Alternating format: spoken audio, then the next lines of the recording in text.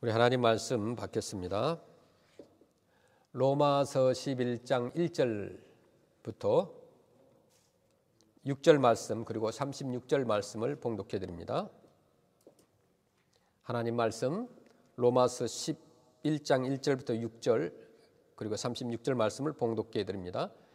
그러므로 내가 말하노니 하나님이 자기 백성을 버리셨느냐? 그럴 수 없느니라. 나도 이스라엘인이요 아브라함의 씨에서 난 자요 베냐민 지파라. 하나님이 그 미리 아신 자기 백성을 버리지 아니하셨나니 너희가 성경이 엘리야를 가리켜 말한 것을 알지 못하느냐? 그가 이스라엘을 하나님께 고발하되 주여 그들이 주의 선지자들을 죽였으며 주의 제단들을 헐어버렸고 나만 남았는데 내 목숨도 찼나이다 하니 그에게 하신 대답이 무엇이냐? 내가 나를 위하여 바알에게 무릎을 꿇지 아니한 사람 7,000명을 남겨두었다 하셨으니 그런즉 이와 같이 지금도 은혜로 택하심을 따라 남은 자가 있느니라. 만일 은혜로 된 것이면 행위로 말미암지 않음이니 그렇지 않으면 은혜가 은혜되지 못하느니라. 이는 만물이 주에게서 나오고 주로 말미암고 주에게로 돌아감이라. 그에게 영광이 세세에 있을지어다. 아멘. 세상에 많은 국가들이 존재합니다. 그런데 그 많은 나라들 가운데 우리 한국처럼 독특한 역사를 지닌 민족도 많지 않습니다. 역사적으로 보면 크고 작은 전쟁을 약 4,000번 이상 받았다고 합니다. 우리의 민족이 어떤 일제의 식민지와 그리고 또 민족끼리 남북이 나누어져 끔찍한 전쟁을 하기도 했고 폐허 속에서 아주 급격한 경제 성장을 이루기도 한 나라입니다. 그 무엇보다도 이제 기독교 역사에서 전무후무한 그 가장 짧은 시기에 많은 교회가 세워지고 또 성도들이 교회를 출석하고 많은 선교사들이 무엇보다 해외로 파송을 한 그런 이제 나라가 한국입니다. 그래서 우리 한국인의 크리스찬들이 가는 곳마다 교회가 세워지고 선교 열정이 대단합니다. 그래서 어떤 환란에도 멈추지 않는 나라가 한국이라는 것입니다. 이런 나라는 세상에 또 없을 것 같습니다. 그런데 우리 어떻게 보면 우리 한국보다 더 독특한 나라가 이 땅에 하나 존재합니다. 바로 그 나라가 어떤 나라느냐 하면 이스라엘이라는 나라입니다. 과거에 이스라엘의 수상을 지냈던 데이빗 벤 규비엄이라는 사람은 그렇게 얘기를 했습니다. 이스라엘 나라처럼 세계 역사의 중심적인 역할을 담당한 나라가 또 있겠는가 이런 말을 했습니다. 그래서 아놀드 토인비 교수 아주 유명한 역사가이죠. 근데 그분은 그렇게 얘기했어요. 이스라엘 역사를 연구하면 할수록 그 하나님의 섭리를 인정하지 않을 수가 없다. 그렇게 고백을 했습니다. 이제 푸러시아의 한 황제가 이제 황실에서 일하고 있었던 그 황실을 담당하는 목사에게 이제 그런 말을 했습니다. 나는 신을 믿고 싶지만 신이 살아있다는 증거가 없어서 못 믿겠다. 그렇게 한 겁니다. 이때 황실 목사는 그렇게 대답했어요. 폐하시여, 제가 폐하에게 하늘과 땅을 창조한 신이 살아있다는 단순하고도 명백한 증거를 드리겠습니다. 그것은 바로 이스라엘의 역사를 보면 하나님이 살아계신다는 구체적인 증거를 알 수가 있습니다라고 대답했다는 유명한 일화가 있습니다. 이스라엘 나라는 보면 약 2000여 년 가까이 이제 국토를 상실한 채 전 세계에 흩어져서 디아스포라의 운명으로 살아온 그 이스라엘 민족이었지 않습니까? 소위 그 반유대주의라는 전 세계에 아주 격렬하고도 거센 핍박을 견디면서도 자기 고유의 문화와 전통과 철학과 종교의 언어를 그대로 보존했다가 무려 2000년 만인 1948년 5월 14일에 이제 극적으로 팔레스타인에서 이제 이스라엘 민족 국가를 부활시키는 데 성공한 아주 드라마 같은 역사를 갖고 있는 민족이 이스라엘입니다. 세계 모든 곳에서 다른 사람들에게는 증오의 대상이고 또 혐오의 대상이 되어 왔음에도 이스라엘 민족이 가장 많은 노벨 수상자를 배출하고 세계 역사의 발전에 기여한 민족이기도 합니다. 이 바울 사도는 오늘 본문에서 이제 이스라엘 역사를 통해서 본 하나님의 절대적인 주권, 그 주권론을 전개하고 있고 한 걸음 더 나아가서 기독교 역사 철학의 한 중요한 결론 부분을 이제 본문 우리가 읽었던 11장에서 말씀하고 있습니다. 우리는 그 기독교의 역사관을 한마디로 대변해 줄 수 있는 그 역사 철학의 요약을 한 성경 구절로 표현한다고 한다면 로마서 11장 36절일 것입니다. 로마서 11장 36절 말씀 읽어보겠습니다. 이는 만물이 주에게서 나오고 주로 말미암고 주에게로 돌아갑니다. 그에게 영광이 세세에 있을지어다. 아멘. 아주 중요한 말씀이죠. 로마서 11장 36절 말씀. 이 바울 사도는 만물이 어디서 나왔느냐? 주로부터 나오고 또 주로 말미암아서 진행되고 다시 어디로? 주에게로 돌아간다는 하나님의 주권을 나타내는 대표적인 본보기로 특별히 이스라엘 민족의 사례를 제시하고 있습니다. 그래서 만물이 주로부터 나온다. From him, through him, to him. 주에게로부터 나오고 주로 말미암고 주에게로 돌아간다. 특별히 이스라엘 민족사에 있었던 세 가지 사건을 들어서 이 하나님의 주권을 말하는데 그 세 가지 사건이라고 하는 것이 무엇이냐면 첫째로 그 이스라엘 민족을 하나님께서 선민으로 선택하셨다는 것이고 두 번째는 그 선민으로 선택하셨음에도 불구하고 이스라엘의 죄악으로 말미암아 민족을 잠시 버린 유기한 그런 사건이 있고요. 세 번째는 다시 그런 이스라엘을 회복하는 사건이었습니다. 이런 세 가지 사건을 통해서 하나님의 주권이 무엇인지를 본문을 통해서 우리가 한번 살펴보기를 원합니다. 첫째로 하나님의 주권이라고 하는 것은 이스라엘의 선택을 통해서 하나님의 주권의 그 은혜를 확인할 수가 있습니다. 자, 여러분, 이스라엘 민족이 선민으로 선택된 이유는 뭐라고 생각하십니까? 이스라엘이 왜 선민으로 선택되었느냐? 이스라엘 민족이 다른 나라보다 뛰어나고 우수한 자질을 가졌기 때문일까요? 아닙니다. 이스라엘 국가가 주변에 지상의 어떤 나라에 비교해서 월등히 도덕적으로 나았기 때문에 하나님이 선택하셨는가? 그것도 아닙니다.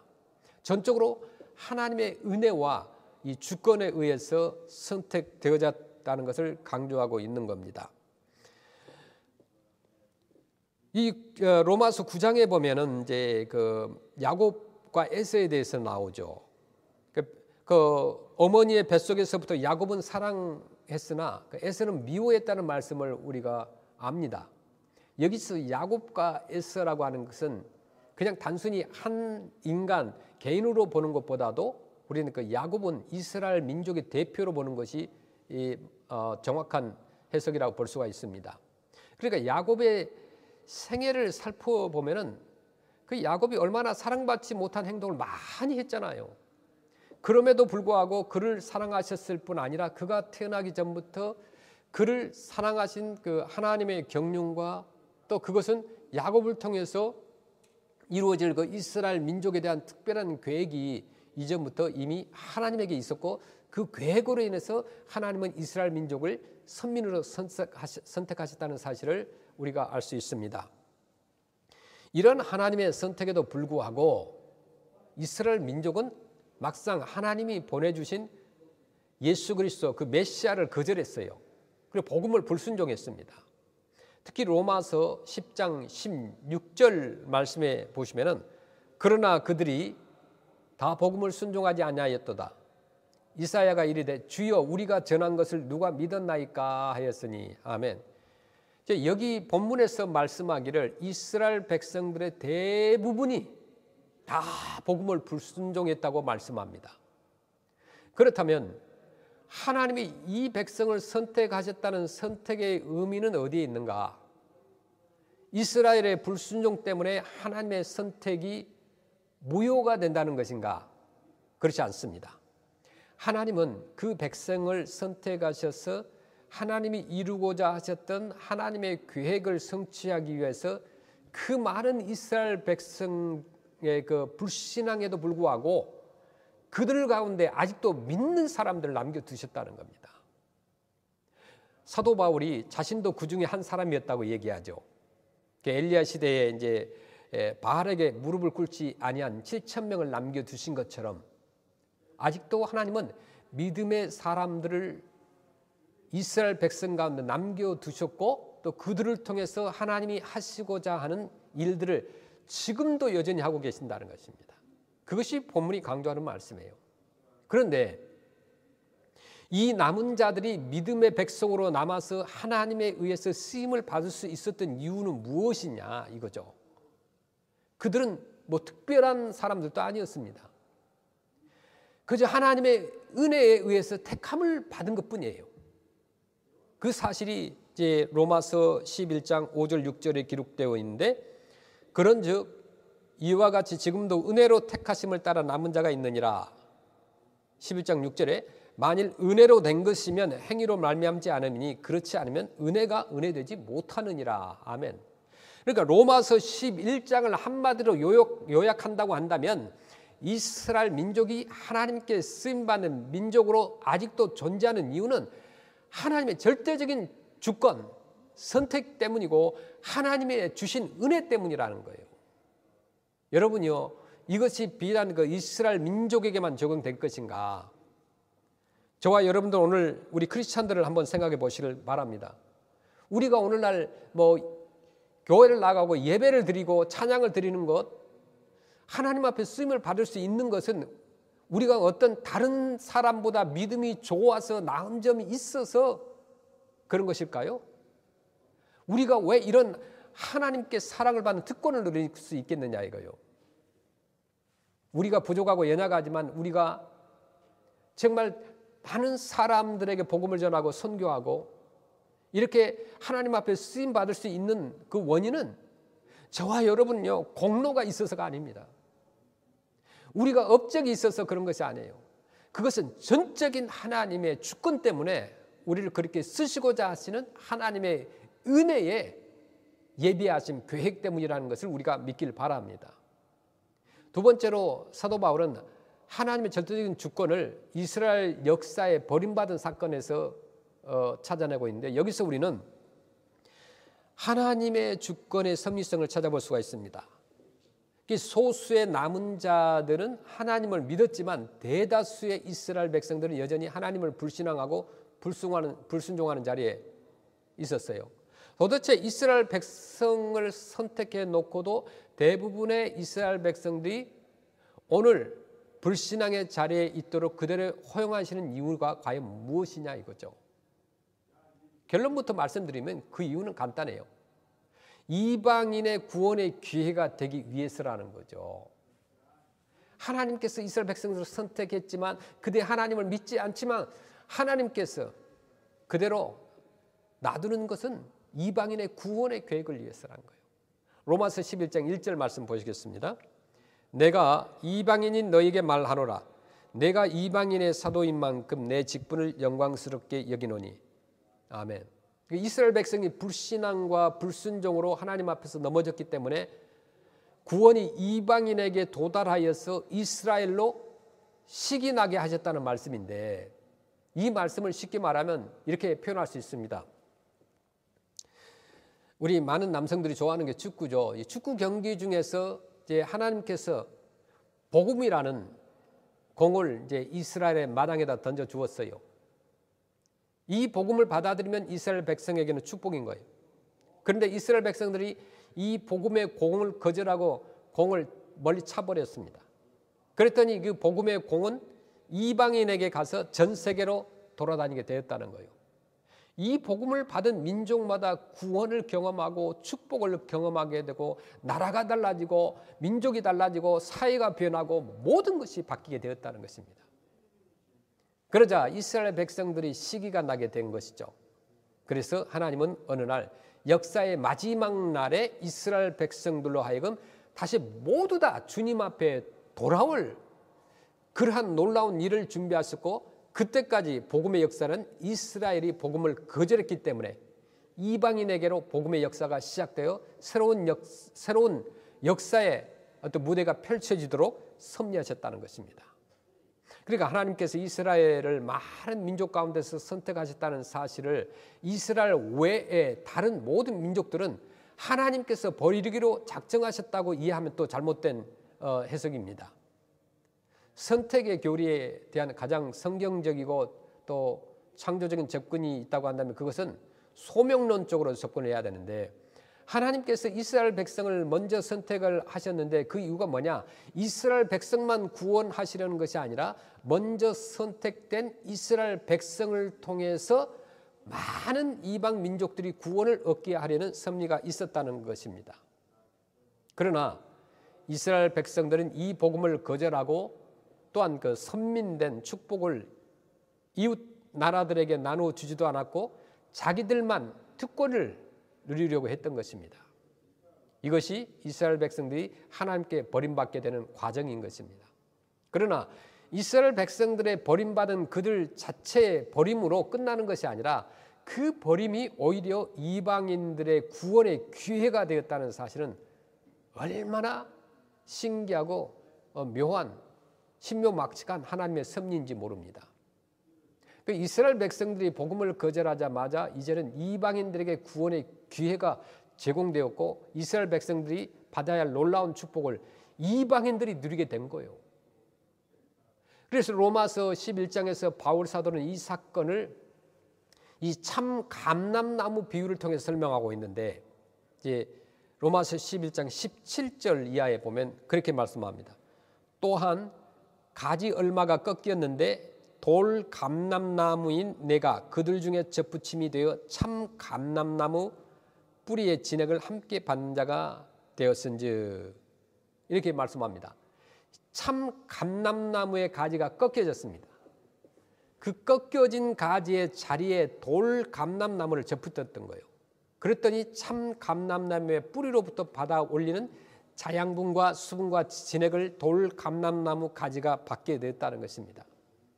여기서 꺾여진 참 감람나무 가지라고 하는 것은 불순종한 이스라엘 백성을 가리킵니다. 또 그 꺾여진 자리에 접붙임을 받은 돌 감람나무 가지라고 하는 것은 이방인을 표현합니다. 하나님께서 이스라엘이 거절한 복음을 받아들일 수 있는 기회를 이방인들에게 베풀어 주셨다는 것입니다. 그래서 아브라함과 이삭과 야곱에게 약속된 놀라운 축복을 전 이방인들이 받게 됐다는 것이에요. 그 복음이 우리 한국으로 또 아시아로 전 세계 민족들이 받게 된 것이에요. 복음이 전 이방인들에게 전해진 것이에요. 그러므로 이스라엘이 복음을 거절한 사실이 세계 역사의 안목으로 볼 때는 결코 실패로 끝난 것이 아니라 전 세계에 흩어진 열방들의 복음의 기회가 되었다는 사실은 얼마나 놀라운 섭리인지 모릅니다. 여기 잠시 동안 이스라엘이 버림을 받은 사건을 통해서 우리는 하나님의 주권적인 섭리성을 바라볼 수가 있는데 이스라엘의 선택에서 우리는 하나님의 주권의 은혜성을 볼 수가 있습니다. 또한 잠시 동안 이스라엘 백성이 버림을 받은 사건에서 하나님의 주권의 섭리성을 볼 수가 있습니다. 세 번째는 이스라엘 회복을 우리가 보기를 원합니다. 우리는 이 회복을 통해서 하나님의 주권의 신실성을 찾을 수가 있는데 하나님은 아브라함을 부르실 때 그 백성을 쓰시겠다는 언약을 했어요. 그렇다면 이스라엘이 영원히 버림받은 상태 속에 있다면 그 약속이 그러면 무효되는가? 그렇지 않다는 거예요. 로마서 11장 1절 이렇게 말씀하죠. 그러므로 내가 말하노니 하나님이 자기 백성을 버리셨느냐?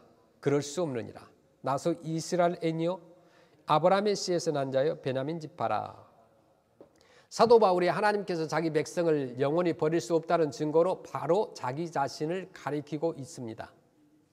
유대인이었던 사도 바울 자신이 믿음을 갖고 있고 이스라엘 백성들도 어느 날 믿음의 자리로 돌아오는 그날이 반드시 찾아올 것을 말씀하고 있는 거예요. 로마서 11장 26절 말씀 보시면 그리하여 온 이스라엘이 구원을 받으리라. 기록된 바 구원자가 시온에서 오사 야곱에게서 경건하지 않은 것을 돌이키시겠고. 아멘.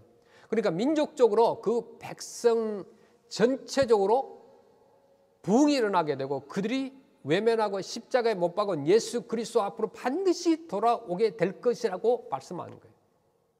왜 그렇게 됩니까? 하나님께서 약속을 지키기 위해서 그렇게 하실 것을 27절을 통해서 말씀하고 있어요. 로마서 11장 27절 말씀 보겠습니다. 내가 그들의 죄를 없이 할 때에 그들에게 이루어질 내 언약이 이것이라 함과 같으니라. 아멘. 그때까지는 하나님께서 기다리시고 계실 것입니다. 그러면 언제까지 기다리실 것인가? 그 답변이 25절에 이렇게 기록되고 있어요.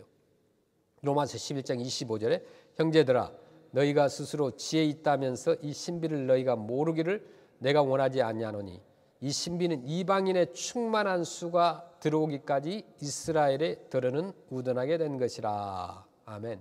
자, 그러므로 이방인의 충만한 수가 들어오기까지 하나님께서 기다리고 계신 것입니다. 그러니까 하나님은 기독교 역사 속에서 열방들 가운데 복음의 기회를 충분히 주시고 싶어 하십니다. 최후의 이방인이 주님 앞에 돌아올 때에 그때부터 하나님의 역사의 초점은 다시 이스라엘로 다시 돌아갈 것이라고 말하고 있는 거예요. 복음이라고 하는 것은 이스라엘에서 시작되었죠. 이스라엘이 저버린 그 복음은 이제 전 세계 방방곳곳에 돌아다니고 있습니다. 그리고 이 복음은 어느 날 다시 이스라엘로 돌아가게 됩니다. 이 신기한 하나님의 역사에 대한 주권을 우리가 기억해야 됩니다. 우리가 잘 아는 사도행전 1장 8절 말씀을 우리가 한번 보시겠습니다. 오직 성령이 너희에게 임하시면 너희가 권능을 받고 예루살렘과 온 유대와 사마리아와 땅끝까지 이르러 내 증인이 되리라 하시니라. 아멘. 복음이라고 하는 것은 예루살렘에서 시작이 되었죠. 이 복음은 유대로 사마리아로 전해지면서 사도행전 마지막 장에 보시면 그 당시에 그 1세기의 세계의 수도였던 로마까지 전해지게 됩니다. 로마로 그 당시에 들어간 그 복음은 수많은 사람들이 로마로 방문하니까 거기에 왔었던 수많은 각국에서 왔었던 사람들이 복음을 듣게 돼요. 그 가운데서 이제 그 게르만 민족들에게 복음이 전해지고 그 다음에 그곳에 왔던 그 앵글로 색슨족에게도 전해지고 그 다음에 그들로 하여금 또 다른 민족 전 세계로 복음이 전포되기 시작합니다. 그래서 수많은 이방인들을 구원하게 되는 거예요. 최후의 이방인이 주님 앞에 돌아올 때 그리고 이방인을 향한 하나님의 충분한 기회가 주어진 이후에 역사의 마지막 문이 닫혀지기 시작할 때 복음의 최후의 부흥은 다시 어디서 일어난다? 이스라엘에서 일어나게 된다. 그때가 주님이 다시 오실 날이라는 겁니다. 이 놀라운 사실을 바라보았던 사도 바울은 이스라엘 역사를 바라보면서요 하나님의 역사에 대한 주권을 강하게 선포합니다. 로마서 11장 36절 말씀이에요. 이는 만물이 주에게서 나오고 주로 말미암고 주에게로 돌아갑니다. 그에게 영광이 세세 있을지어다. 아멘. 하나님의 절대적인 주권이에요. 로마서 11장 36절 말씀. 우리는 그 역사적인 사례를 이스라엘 민족에게서 찾아볼 수가 있는데 그 이스라엘 민족에게서 시작된 그 예수 그리스도의 복음이 그 민족을 선택하신 하나님 그러나 그 민족의 복음을 향한 불순종이 이방인에는 기회가 되었다는 것입니다. 그래서 복음은 온 세상에 선포되고 마태복음 24장에 보면 그 말세의 한 징조 가운데 하나가 뭐냐면 복음이 일단 온 세계에 선포됩니다. 그리고 그때서야 끝이 온다 이렇게 말씀하는데 마태복음 24장 14절 말씀에 그렇게 말씀합니다. 이 천국 복음이 모든 민족에게 증언되기 위하여 온 세상에 전파되리니 그제야 끝이 오리라. 그리고 우리가 선교를 멈출 수가 없어요. 저 아시아든 아프리카든 남미든 중미든 미국이든 모든 민족에게 복음이 선포돼야 돼요. 믿고 안 믿고는 그들의 책임이에요. 그때서야 끝이 온다는 거예요. 그러니까 복음이 온 세상에 선포될 그때에 예수 그리스도 오기 직전에 바로 이스라엘 민족들도 다 주께로 돌아오게 된다는 겁니다. 복음이요 충분히 세계 열방들에게 전해진 후에 역사의 마지막에 끝이 온다. 이것이 성경 말씀이에요. 역사 최후의 드라마는 뭐냐? 다시 이스라엘 민족 가운데서 부흥이 일어나게 된다는 거예요. 아직도요 이 땅에 가장 복음을 받아들이기 힘들어하는 민족이 있는데 또 복음을 받아들이지 않는 민족이 있어요. 누구냐? 바로 이스라엘 사람들이요. 그리고 무슬림입니다. 그러나 이스라엘 민족들 가운데는요 이 미국에 와 있는 많은 유대인들이 지금 예수님을 믿고 있습니다.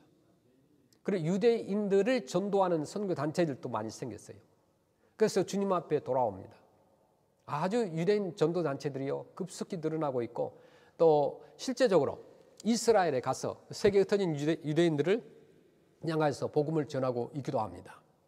저 팔레스타인에서는 계속적인 유대인들의 핍박 속에서도 많은 유대인들이 이제 복음을 향해서 돌아오고 있어 예수님께 돌아오고 있다는 것입니다. 이게 뭐냐면 하나님의 역사의 마지막 때가 점점 가까이 오고 있다는 증거라는 거예요. 그 시와 때는 아무도 몰라요. 그러나 그런 징후들을 보면서 우리가 하나님의 시와 때가 가까우고 있다는 것을 우리는 조금이라도 알 수가 있는 거예요. 이스라엘의 회복을 예언하면서 이 회복 속에서 볼 수 있는 하나님의 주권, 그것을 우리 기억해야 됩니다. 그분은 약속을 반드시 지키고 말 거예요. 이런 이스라엘 역사를 바라보면서 이방인인 우리들은 어떤 우리가 은혜를 얻어야겠습니까? 우리는 이스라엘 민족은 아니지만은 오늘 우리에게 보여주신 이스라엘 민족의 역사를 지켜보면서 보면은 두 가지 우리에게 이런 은혜를 주고자 합니다. 첫째는 뭐냐? 제대로 신앙생활 하자는 거예요. 하나님을 바로 믿자는 거죠. 옛날 이스라엘 백성들에게 하나님을 믿느냐고 묻는다고 한다면 그들은 한결같이 믿는다고 대답했을 것이에요. 그러면서도 하나님께서 보내신 독생자 예수 그리스도 메시아를 믿지 않았어요. 오늘날도 마찬가지죠. 그들은 메시아를 믿지 않아요. 오늘날 수많은 사람들이 내가 교인이라고 하면서 크리스찬이라고 하면서 하나님께서 축복을 베푸도록 기도하고 가족들을 위해서 비즈니스를 위해서 기도하고 열심히 믿는 것을 봅니다. 그런데 가장 중요한 것은 내가 죄로부터 정말 확실하게 깨끗함을 받았느냐, 구원받은 백성이냐, 거듭난 백성이냐, 하나님 앞에 새로운 사람이 되기 위해서 하나님께서 우리에게 보내주신 예수 그리스도에 대한 정확한 신앙 고백이 있느냐 이거예요. 그것은 옛날 유대인 민족들과 비슷한 거예요. 만약에 그렇게 고백하지 않는다면 그들이 버림받은 것은 무엇일까요? 구원에 대한 가장 중요한 믿음이 없었기 때문이에요. 예수 그리스도의 은혜로 말미암아 내가 구원함을 받았다는 그 중보자 예수 그리스도 메시아를 완전히 그들은 배제했던 것이에요. 로마서 11장 20절에 보겠습니다. 옳도다 그들은 믿지 아니함으로 꺾이고 너는 믿음으로 섰느니라. 높은 마음을 품지 말고 도리어 두려워하라. 로마서 11장 21절 하나님이 원가지들도 아끼지 아니하셨은즉 너도 아끼지 아니하시리라. 아멘. 아주 무서운 경고입니다. 원가지였던 이스라엘 백성들이죠. 원가지였던 이스라엘 백성들이 예수 그리스도를 향한 구원의 신앙을 갖지 못했을 때 단호히 그들을 버리신 거예요. 하나님께서 돌 감람나무 가지라고 그냥 꺾지 않으실까요? 다 꺾고 맙니다. 우리가 제대로 신앙생활을 해야 되는 거예요. 지금 심히 어렵다고 또 이런 환난이라고 정말 제대로 하나님 앞에 신앙생활 못하고 기도하지 못하고 보이지 않는 하나님께서 보이는 우리의 실체를 다 알고 계시는 거예요. 정말 신실하게 하나님 앞에 써야 됩니다. 내 편리와 이기적인 욕망과 또 욕심을 위해서 내가 하나님을 믿고 나의 변화를 위해서 정말 하나님을 믿는가? 정말 묻고 싶어요. 정말 하나님 나를 사용하여 주옵소서. 나의 구원의 신앙을 위해서 예수 그리스도를 나의 구세주와 주님으로 참으로 신뢰하지 못하는 사람이 된다고 한다면 얼마나 서글픈 일이겠습니까? 정말 바른 신앙을 가지고 제대로 믿어야 할 때입니다. 두 번째로 하나님을 찬양하는 것을 배워야 돼요. 우리의 삶이 찬양해야 됩니다. 이스라엘 역사 속에서 하나님의 주권이 놀랍게 드러난 장면을 볼 수 있는데 바울은 이 역사를 주관하시는 그 하나님의 인도하시면 놀라운 사실을 말씀합니다. 역사라고 하는 것은 우리가 영어로 히스토리라고 하죠. 그 단어는 본래 히스와 스토리의 결합어입니다. 역사는 그렇게 보니까 성경에 보면 영어에 보면 히스라 나오죠. 그 하나님이죠. 하나님의 이야기라는 거예요. 역사라고 보면은 역사를 시작하시고 또 우리 인류를 시작해 하시고 만물을 시작하신 하나님께서 하나님의 뜻 가운데서 역사를 운행하시다가 역사를 종결시키신 분이라는 거예요. 그것이 히스토리예요. 그 이스라엘 백성의 역사 속에서 하나님의 놀라운 주권과 손길을 관찰할 수 있었던 것은 바울은 하나님 앞에서 그 놀라운 하나님의 주권을 이렇게 찬양해요. 로마서 11장 33절에 보니까 깊도다 하나님의 지혜와 지식의 풍성하며 그의 판단은 헤아리지 못할 것이며 그에게는 찾지 못할 것이로다. 34절에 누가 주의 마음을 알았느냐 누가 그의 모사가 되었느냐 누가 주께 먼저 들어서 갚으심을 받겠느냐.